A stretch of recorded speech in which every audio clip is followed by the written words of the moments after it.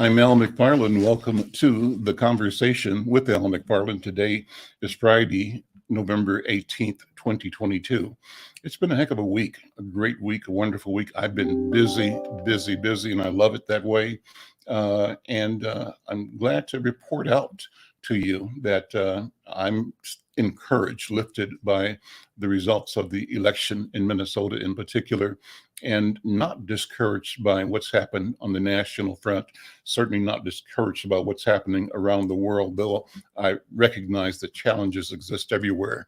But I think that's par for the course. That's where we are as a community, as human beings, as the world.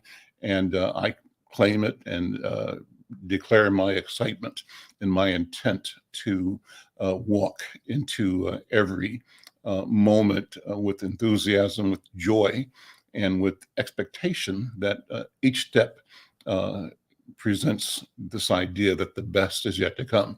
Let me first reach out to my colleague and writing partner, Brenda Lyle-Gray.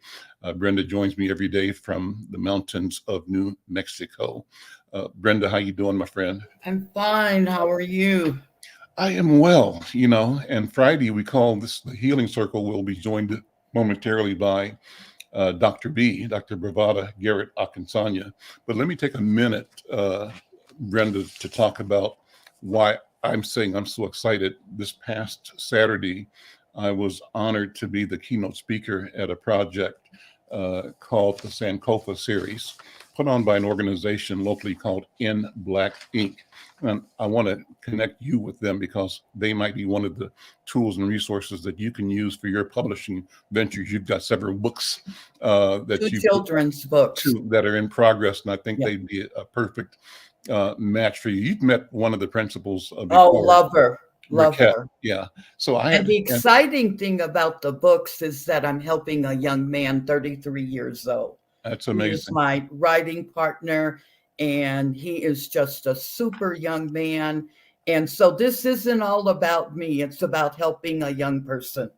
Well, man, I think it's all about us being our best selves and bringing all of our gifts and our knowledge and our wisdom and sharing that, making sure that what we know is transferred to those that are following us. Right. Just as we are repositories of the energy and the wisdom of the people that preceded us, people on whose shoulders we stand. And in that spirit, let me do what Dr. B normally does, and I'll have her grade me on whether I've been successful or not, if I've been a good pupil in learning how to make I know how to do it. I've written it so many times. You and I can do this together, if we need to. I love it. But the idea is to acknowledge the ancestors and to say that, number one, we operate today in a healing circle. And the circle signifies that this is a relationship that doesn't have a beginning or an end. It's circular and it's open. And we recognize that power exists in the center of the circle. And that circle implies that all of us have access to it and can use the metaphor, the digital metaphor of a talking stick to pass the voice, the power to speak to each of us. And that there's an openness in that, so that if somebody is moved and has something to say, he or she can say, I have something to say. And we respect each other's, and we respect the spirit that each of us brings to each other in every encounter. And we invite us to say, yes, please speak. Here is the talking stick. And we also talk about acknowledging the shoulders that we stand on. So in that regard, we always say that we honor all of the elders among us. We ask them for their permission to speak, and that we also honor all of the elders because they are closest to the ancestors. We honor the ancestors because they, like the elders, though transformed, are still among us, still with us, still guide us, protect us, direct us, and keep us connected. And because they are closest to the Creator, and we honor the Creator, the maker of all. And what I've added to this Dr. B, when I talk to people, I say, in honoring the Creator, we honor each other. That when I am thinking about and understanding the presence of the Creator, I'm understanding and reaching that Creator's presence in you. And I say then that the Creator in me honors, reflects, embraces the Creator in you. And that gives me a sense of being centered in the power of the eternity of this moment, of this exchange, of this breath, that in doing so, I have connected to my words here, understanding what happened before the beginning and what happens after the end. I question that we have embraced, without thinking of it too often, this notion of a beginning and an end. It may be real, but it may not be. It may be real, but it may not be all there is. And if that is the case, the question becomes, Al McFarlane asks, what were we before the beginning?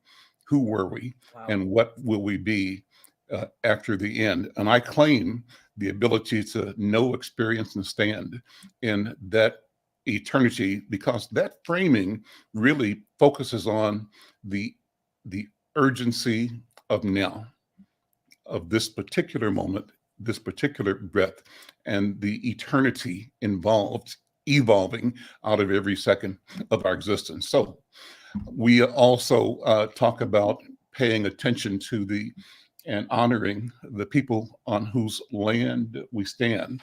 And we call that honoring in this case, people of the Dakota, the Lakota, the Ojibwe, the Ho-Chunk nations that have stood as guardians of this geographical land for time immemorial, and we respect them and the wisdom that led them, and also the wisdom and the spirit that has sustained them even beyond the onslaught of colonizing and destroying influences that they have withstood and still withstand.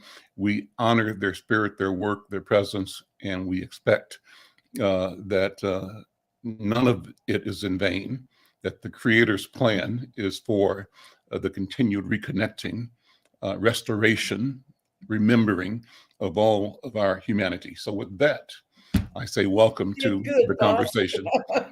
Dr. B is there. Let me begin by introducing. You did good. Dr. B, let me begin by introducing a new friend, a person that I met, a new sister of mine. And I say a sister of yours then. And I don't know if Brother Yelly is there, but if he's there, ask him to jump on if he's not.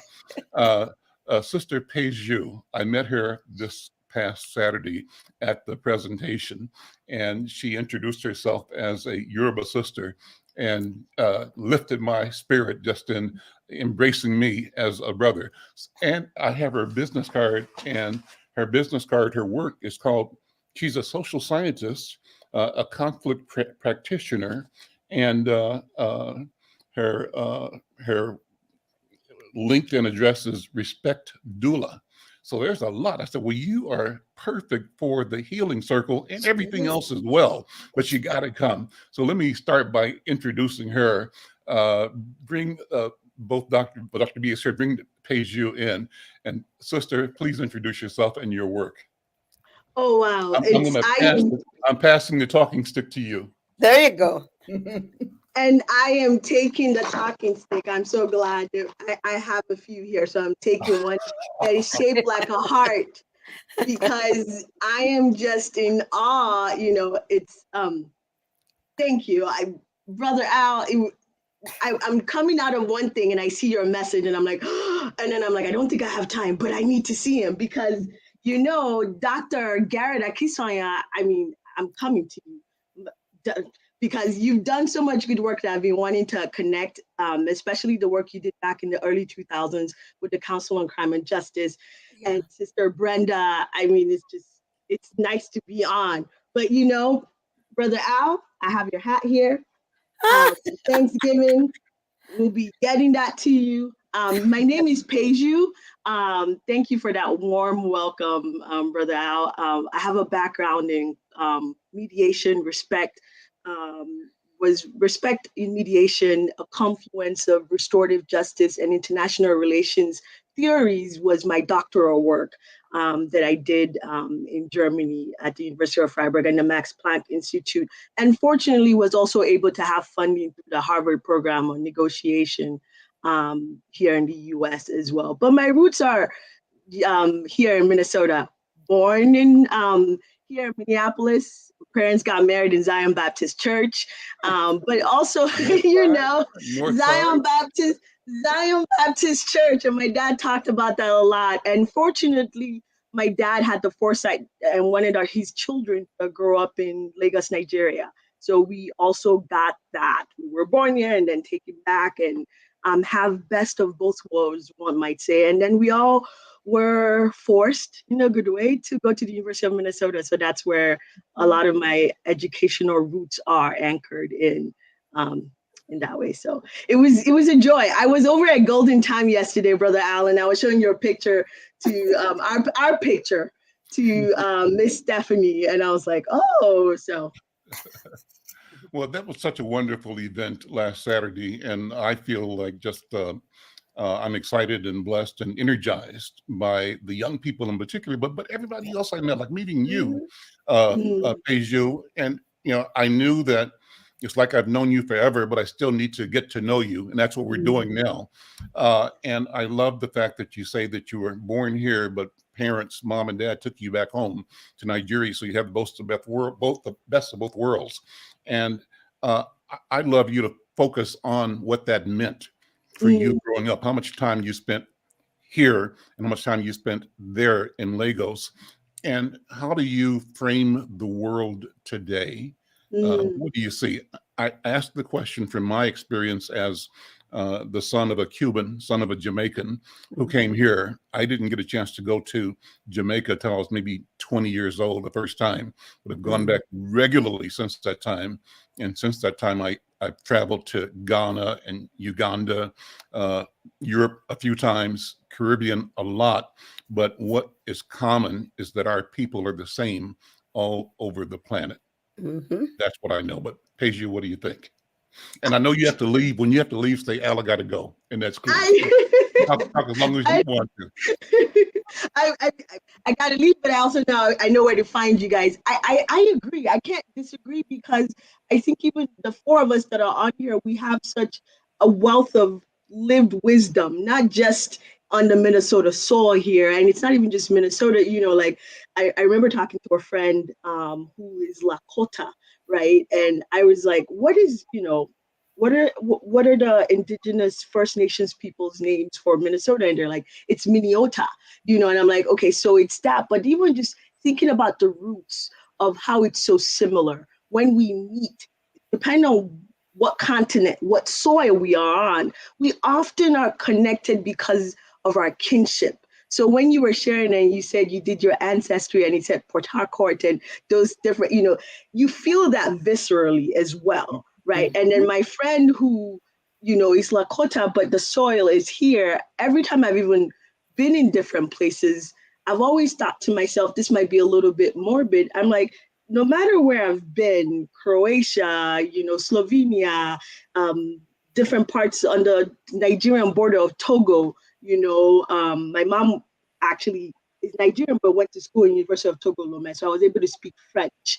I haven't been to Jamaica yet, so but those people were very similar. But there is a lot of similarities, and even these earrings that I'm wearing, I have family members who, through relationships, are Croatian, but there's a very similar beading. Even with Yoruba and Nigerians. Sorry. I noticed that. So this beading, I don't, wait, let me see. Right. Yeah, I was getting ready to grab my glasses, but I can see. Exactly. You guys can see that? Yes. Thank you. And thank you to all the people who are behind the scenes making this work. For a minute, I thought, maybe I jumped out. But there's a lot of similarities in that. Right? the people on the islands, and then you go to Croatia and you see, which is also former Yugoslavia, you see the islands where people used to go back and forth. I grew up in Lagos, one of the largest city on the continent, and going there and realizing it wasn't until I left Nigeria and Lagos, probably over a decade later, that I realized what we call Lagos is not even a Yoruba word. It's a Portuguese word. I remember first time I saw Lagos in Portugal, I was like, what, are we similar? I'm claiming it as a Nigerian because, Nigerians, we claim everything. but and then I realized, oh wow, when we studied in school and we heard about Vasco da Gama, all these things, but what I took away from the presentation is actually how we learn and how we can, when we grow up, you said you went to Jamaica when you were 20 years old, how we can also not so much shift the narrative in a revisionist way, but actually name it for what it was meant to be. So if it was Edina and not Edina, then we remember that it was Edina, right? And if it was not Lagos because it was Portuguese, we've taken it to mean so many different things, to mean strength. But yes, you are right. There are a lot more things. I think studying what conflict means and what it can do for us, not so much in the negative way, always reminds me that there are a lot more things that connect us, and the commonalities that connect us, than make us different, really. That reminds me, as you're speaking, Peju, once way back when I was in New York in a cab, and I used to, because I love music so much and it was free. This is even before I got married, but it'd be common for me to take out a little $2 wooden flute and just play a melody in the back of the cab because I had nothing else to do and I felt like it. And once I did that, and this guy who was driving said, have you been to my country? He was from Croatia. He said, you're playing the song that I grew up on. Of course, I had not been there, but I played what was in my heart and what I felt at that moment. And what it did is affirm that we all are coming from the same place, and these melodies and these tunes belong to each and every one of us, and they visit us wherever we are as one of the modalities for connectivity. That's what I think. And I remember being in Ghana, sister. I was talking to one of the elders, and it was amazing. I had a group that I was with. They were getting ready to leave, and I was holding them up because I was in this one room, and this elder chief was talking to me. And outside the room we're in, drummers were playing. And so the drummers were playing so strong and so loud that I couldn't really hear him, though we were a foot apart. I could see his face, his expression, his eyebrows, and hear something, but I couldn't understand the English words. But I understood the moment. And what was really being spoken was being spoken through the drum. And so it was a moment of communion and communication that transcended the language that we're used to alone. So connection is what it's all about for me. Dr. B, what do you think? Let me pass the talking stick to you, Dr. B. Okay, thank you. I often thank you both. I often think that there is, when you talk about the circle, and the point in the circle is where we meet, because it has no beginning or end. And that is the way time is. It's not linear, it's circular. And we have so many sayings, what goes around comes around. Right, we have so many things in our culture that reminds us of the infinity of our existence. And that wherever we stop in that circle, we're still in the circle. Even as we pass on and get our wings, we're still in the circle. Even those old songs, will the circle be unbroken? By and by, Lord, by and by, it won't. Yeah. It won't. And so we transcend time and space. If we sit in spirit, we transcend it. And so when I noticed something of us being African people, I noticed when I went to Nigeria the first time, I saw people who looked like people in my neighborhood. I saw people doing the same thing we used to do when I was growing up, the way they cleaned the house, the way they made meals. Yeah. It was like duplicated, but just a different context but seeing my grandma make those sweet potato pies, it looked like my mother-in-law making fufu, or making the dinners that I like. So it was the same, the using of the hand, The the energy. molding. That's right. The The making energy. things work. It was the same. And so I Wow. believe in our existence, Mm. we have a knowing that's God-given, that's divinely placed in our spirit, that we never leave unless we choose to. Mm. Mm. Mm. So with that, I'll pass the stick to Sister Brenda. Oh, I just wanted to say, first of all, Al, you look like an elder in that picture with all of the African beautiful garb. That was really distinguished. I was really proud of you on that. And Peju, your spirit. Oh my goodness. It's like it's infectious. I mean, and the broad global education that you have gotten, what a blessing. And you just exude all of it. Do look at this week's issue of Insight. There is an article on Thanksgiving in Africa, and it's called Komowo. And they do all of the festivals and all of the eating of the pine nut soup and all of that. It was really good to find out. I didn't know about it. That would be something to see. They have parades and dances and just everything. I would love to see the motherland. It just sounds so exciting. But anyway, it's a good season. I'm glad that we can be thankful. Oh yeah. And we had a real good discussion yesterday about Kamala. That was informative, Al. It really was. Yeah. But anyway, I'm going to give the talking stick back to Al. It's so good meeting you. I love your name. Is there a meaning behind Peju? You are very kind, Sister Brenda. There is, and it's short for Adepeju. I usually, when I saw that, thanks to the background team, because I thought to myself, am I going to put Adepeju? I'm like, another time when I joined the conversation, but it is short for Adepeju. You know, we Nigerians, especially the Yorubas, we're notorious for the long names and notorious for shortening it right away. So Adepeju, to my mom and to my father, it means a princess complete from God. I used to feel like it was, as a child, you're like, that's so cheesy. And then you hear about you get older, the longer you're on this earth, you realize what your parents have striven for, not just your parents, your aunts, your uncles, the people that have held things over for you to allow me. Thank you, Sister Brenda. I have these experiences because I had people go before me. I have forebearers.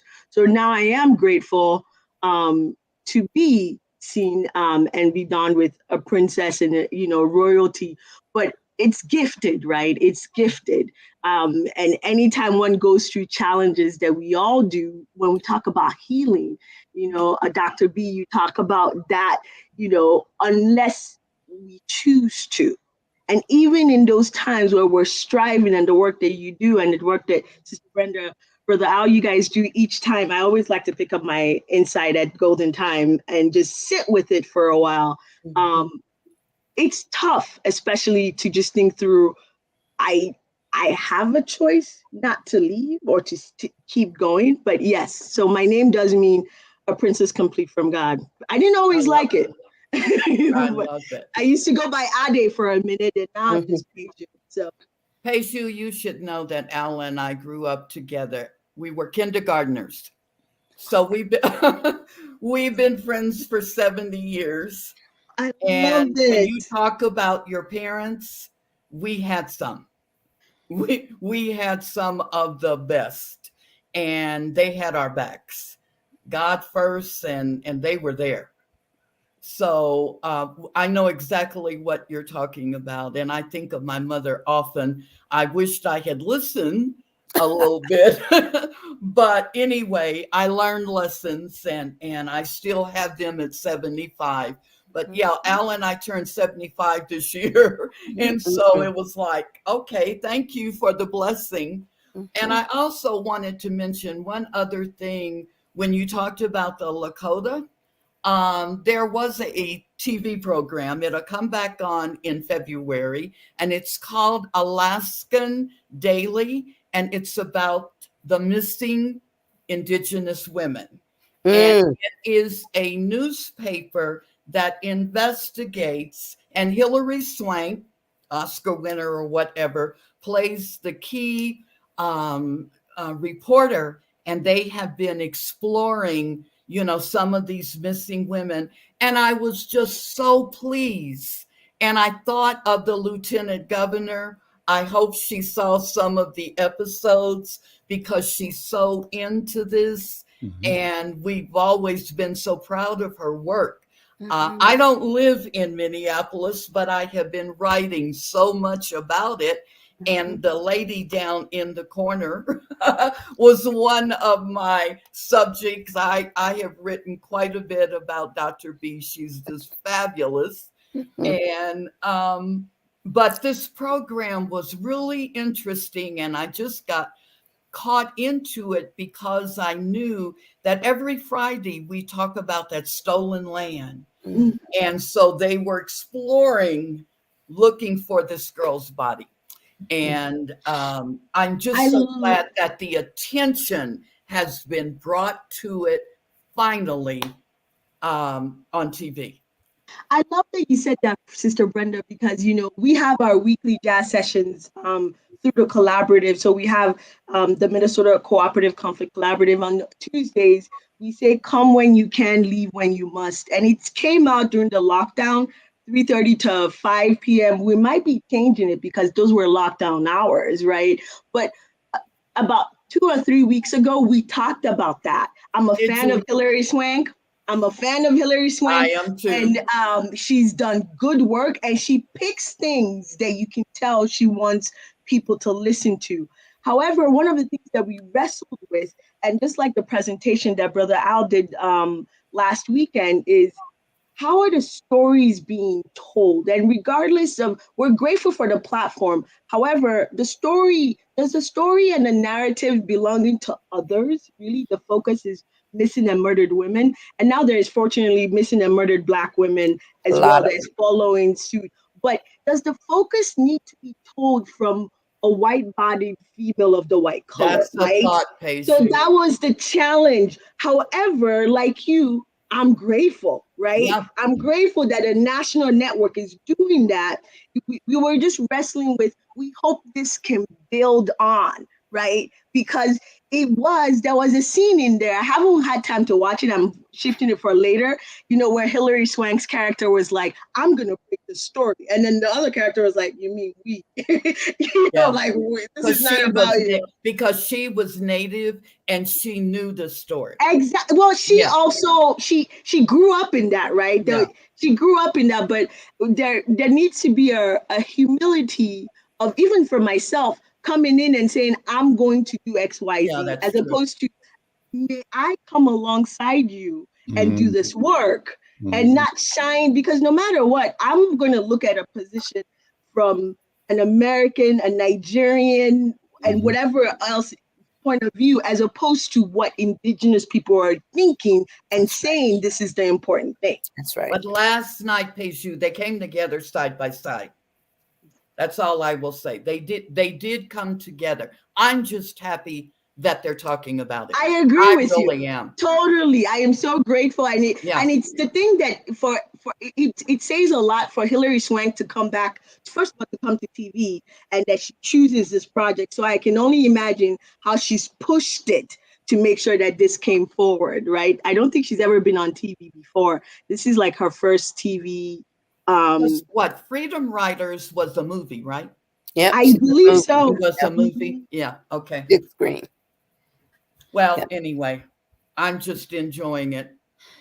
Yeah. Yeah. and let me have the sticker, because what I'm saying is that if we truly get to a space when it's okay to be Black, Yeah. then everybody else can be okay to be who they are. That's powerful. Oh. I'm going to ask Sister Peju to just pick up that earring again and put it up in the camera. Just do it one more time. Do you see how all that diversity exists on that earring? Mm-hmm. Mm-hmm. And how good it looks. There you go. Thank you, Sister, for sharing. So if we are in that circle and we are like that, we create a tapestry, but we're still in a circle. Mm. We can be unique, yet similar. And when we think about the wellness of our communities, every single group, beside the kind of bastardized experience that we have as Americans, because we're so tied up with the Eurocentric models. But those are the ones who conquered everyone, who right? They came to conquer. They came to control. And those who didn't, they're still on that earring with the rest of us. There's some that are still on that earring with the rest of us. And that's why I say you choose. You choose to be family. And what happens when you have a voice that's unique to you, your voice needs to lift up the voices of those like you. But equally important are others who are different. And so I used to remember in the 60s and 50s, they would have white women playing. I think I remember even seeing a Porky and Bess show where they had the white woman looking like Bess. Do y'all remember that? Mm-hmm. She was had vaguely. I do remember. You know what? I don't. Yeah. Yul Brynner and The King and I. Yep. Yeah, all the old jazz movies. Yeah, sure. Yep. Just stepping into a space that they don't even understand fully. What's her name playing Cleopatra? Exactly. Elizabeth. Yeah. Elizabeth Taylor. So they would step into our space. And what I remember is them putting stuff on their faces. It wasn't blackface. It was browner face. And you look at it and you're going, why can't they give the brothers and sisters the job? You know, it means a lot, because it's not just, so that brings it to not just representing, but it talks about the connection of the commerce.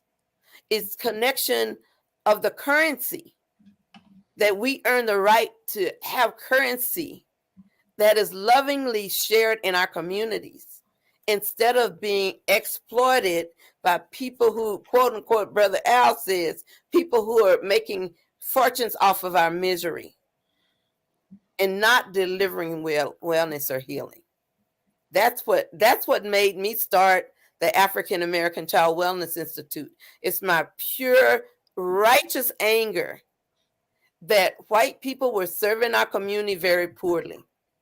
And they would say, I've been practicing for 30 years. And all I could say is, you've been practicing badly. Mm-hmm. And that's why we have to have that power. I'm going to pass the talking stick to Brother Al, because I know he's got something going on in his head.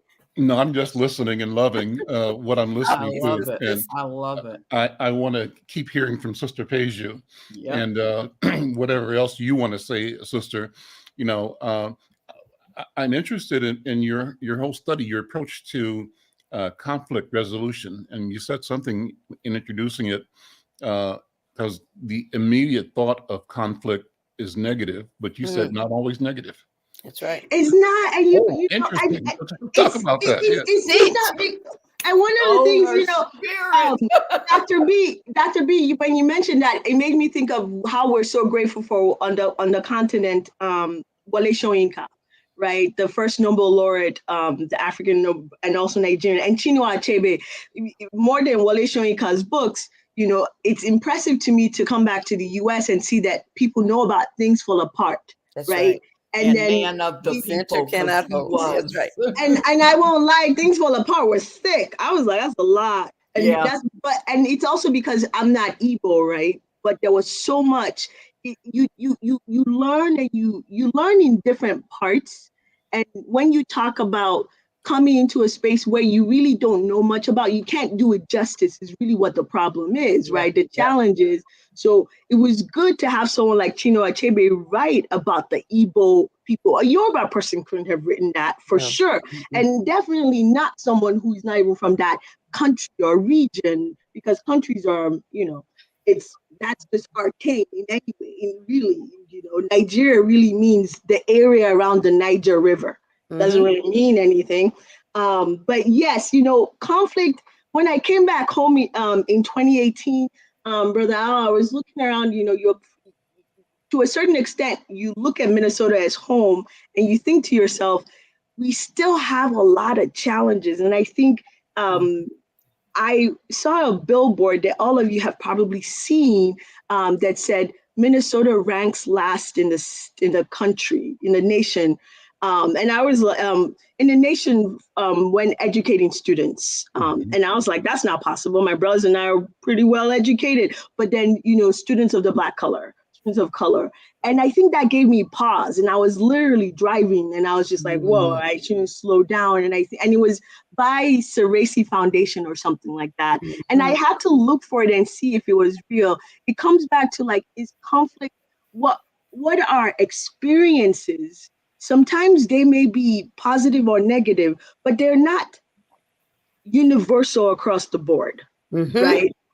At all. So I see Minnesota as coming back from Europe. I would tell people Minnesota is like the Switzerland of the US. You got resources. A lot of people, we know friends who have been Minnesota transplants and are like, dang, you guys have so many resources here, but we still are struggling. And I think it's good that in May 2020, we had that reckoning happen for us. And conflict is not necessary. What has happened in May 25th with all of that was not bad. It really opened all the things we really have to reckon with as a state.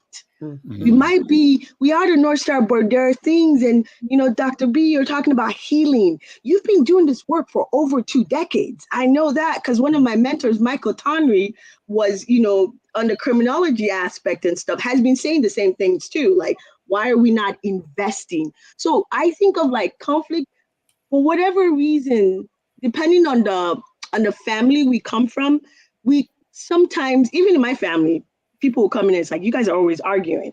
And people think that we're arguing. We're just having a conversation. But even in our family, sometimes we can feel that conflict is negative, but it's not. It really is a pruning and a wrestling process. I mean, the Vikings just won a game. I mean, that wasn't easy, and that was a great catch. That was, oh my goodness. And there were conflict, and that each side would you saw them angry, you saw them struggling. Now, would one say that is negative? And I think it's just more the perspective. It's all about perspective. And, Brother Al, this anyways, because your presentation touched on this. What are we focusing on and what are we choosing to keep moving forward with? So in our, with the collaborative and the work of the collaborative, we try to say, let's practice. So every Tuesday, let's practice. We deify no one, we demonize no one, we just practice how to be, right? And then we keep giving opportunities for people. I just came out of conflict dropping hours so that people can know that this is available. Sometimes when I say I'm a mediator and I'm getting a haircut, and mostly it's, lovely elder gentlemen of, the Black color days, maybe like in their 60s or something. And they're like, what exactly is a mediator? And I love telling this story, like if landlord-tenant issues, artists, whatever it is, let's work out that muscle. Like if we're getting mad at someone, it's not bad. It really isn't. And even if we come from a religious background, like you were saying, Dr. B, like we we are ordained to wrestle through, right? Jacob wrestled with we can go on. So that's where I'll stop now but simply put, I want us to get more comfortable, especially our Minnesota culture, get more comfortable with the concept of conflict. It's an opportunity to invest in our muscle, to self-regulate, and to get better at it. So that's what I mean. It's deep. That's so cool. I love it. I like love it. the phrase comfortable with conflict. Yeah. And you know, that reminds me of, I've seen people talk about how flowers grow through the concrete. And when we think about, right? And we think about, what's that Nigerian proverb that says the pot that cooks the best stew takes the most heat. So Wow. I believe it was, because I saw my grandmother doing it all the time. And it's like, and it's also the one that tastes the best too. That's right. It tastes the best. Tastes the best. So conflict is necessary for growth. And and I like that you want us to do, in a psychological term, cognitive reframing. Like when we see a glass that's an 8-ounce glass with 4 ounces in it, we'll say it. Some folks will frame it as half empty. Some will frame it as half full. And so when I hear you talk about conflict, you're telling us to choose to redefine it for its value. And that process is going to often be painful. But so is the delivery of babies, right? Of new ideas, of song. It's not of my dissertation. Anything that your book, anything you have to deliver comes with pain, comes with effort, comes with conflict and dissonance. It has to grow through that and not to be afraid. I love what you just said. Yeah. You're teaching. You're so kind. I call them micro mini classes, Peju. I love it. I mean, but we're all learning, we're all doing this together, right? And I don't use conflict. I love that Brother Al said conflict practitioner. I really appreciate that, because I think in some contexts words matter, but I'm trying, the dissertation, Dr. B, you might say, it really disabused me of conflict resolution. What am I resolving?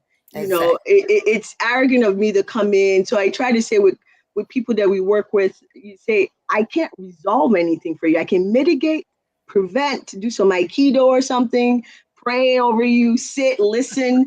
But I'm not, mostly I can practice it with you. We can mitigate together.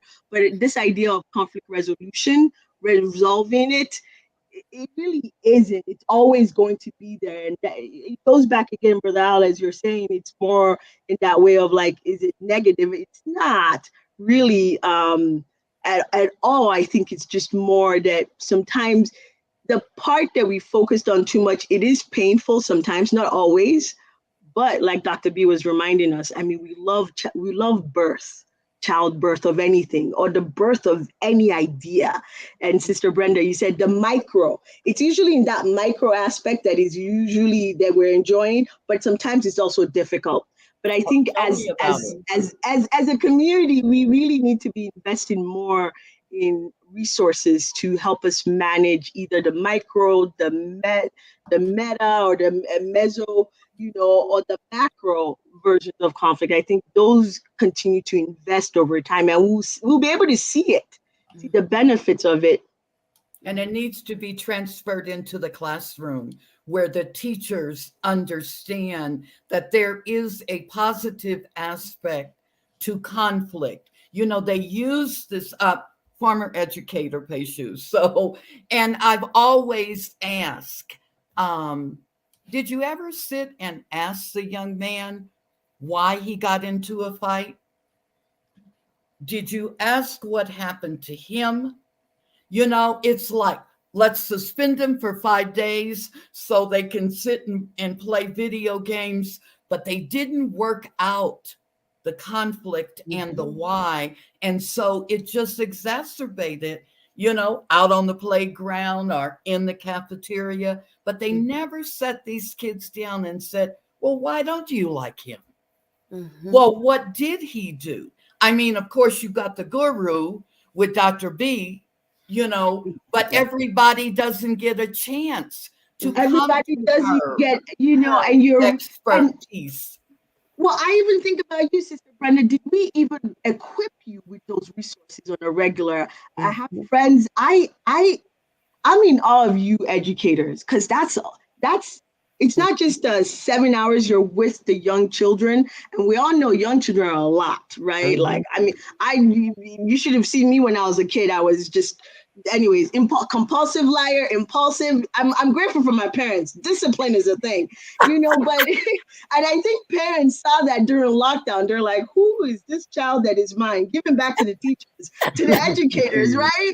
So did we equip the educators, right? So I would work with some friends in public schools here, and I just said, I'm not here to evaluate you. I'm here to be of support. If you need someone to step out with those students, because the teacher needs to still be working with, you have 10 kids, you know, even if that person is having a bad day, like you said, Sister Brenda, can we step out with the kid having a bad day and, you know, triage it for a minute? You know, we have some of those resources here, and the Minnesota Department of Education has that. And I think Dr. B knows that more than I do. Restorative practices in schools. Some are great, some still need some work, but you're right. We need to disabuse ourselves of, let's suspend that kid, because that kid is just not gonna be of use, not just to themselves, but to us over time. It may not be today or tomorrow, it may be 5 years down the line, right? Just wonderful spirit. You're just uplifting, girl. let me pivot and take the stick back, because I wanted to share something with Peju that I was trying to show you but couldn't get the technology to work when we were at the event on Saturday. So I pulled up my 23andMe program, and you can see it here. I told you that, and I said in my program that I discovered through the DNA that I have a fifth cousin who is from Port Harcourt. Well, he's from here, but his narrative or bio says he has great grandparents from Port Harcourt. So I'm excited that now I have a direct connection. We haven't really interacted yet, but we will hopefully shortly. But Dienma Bipialaka and I have the same second great grandparent. And so that puts me in the knowledge and awareness of my physical, genealogical, biological family in Port Harcourt. And then the other person that I have a contact with is Chidiebele. Oh, I don't know if that's the full name or not. This person is in London, I think, and I've sent a note but haven't gotten a response yet. But the point of the whole thing is that I say this often, Peju, I remember, well, the word remember is critical. We've been dismembered, and now it is the time to remember, to put the body back together again, to restore, to remember. And I love that. I love that you said dismembered. And I know dismember is morbid, but it is actually apt. Yeah. It is apt. The destruction, the devastation, the pain, please continue. But yes, wow. Here's the allegorical truth. The prophet Ezekiel, taken to the valley of dry bones, was asked by the Creator, can these bones live again? Yeah. And his answer was, Lord, you can do whatever you want. Yes, they can. And so our culture and the story reflects the truth that restoration and remembering is possible. And one of my other favorite people on the planet was this brother named Sun Ra, a musician, who was he always claimed that he was simply visiting Earth, visiting this planet on a celestial journey that lasted over many, many generations, eons. And he said, well, where we are now, he spoke, you see my background here. I've got hieroglyphics. I'm studying that. I mentioned this Saturday. I love it. So, yeah, you did. That's my screensaver. And this is actually my middle name here, Alonzo, my last name, but I remind myself all day. But anyway, Sun Ra said, when the foundation shifts, the world will change. The foundation, sisters and brothers, I tell you, the foundation is shifting right now as we speak. And I think we're at a moment that we called it the inflection point. It always exists, but it exists in a way of more clarity and more potential now. And I think we're all both blessed, but also obligated to be our best selves, complete, November 8th. Remembered, and speaking, creating narratives that, as I said Saturday, telling stories that portray us as the victor, as the winner. And the beauty of that, lest we scare anybody, is that our sense of winning may not be their sense. Their sense of winning is our annihilation. Our sense of winning is their conversion, their illumination, and them being invited and pushed into being their best human selves, because we're all connected. I'll stop there.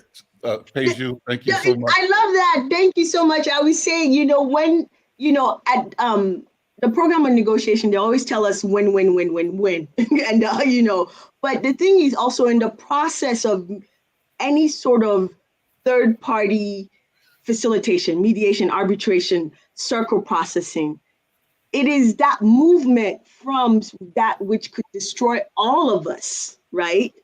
That moves us to a place where we can really win. So I love what you said, Brother Al. You always bring us back.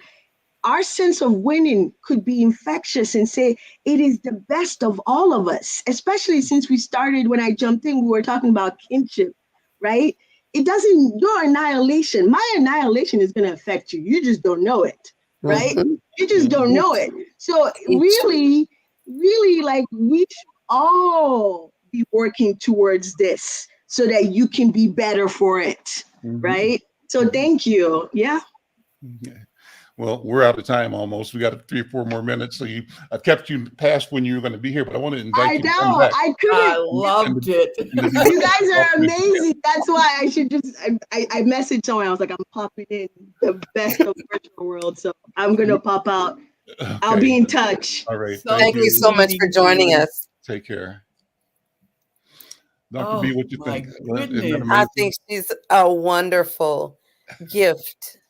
Just a wonderful 2 doses. Every time I get off of the healing circle, I've got to decompress, because it's so much that I need to think about that's personal to me. Yep.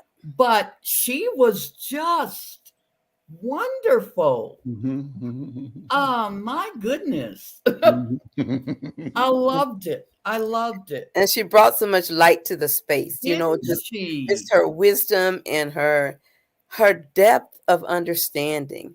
And I looked and I was thinking, man, when I was that age, was I that deep? Was I that aware of what was going on in me and around me and through me? And I just think it's amazing. And it gives me hope, honestly. And this one was Dr. B and his cousin, Bernard, the twin to Dr. Powell, Burnell. Bernard was that deep.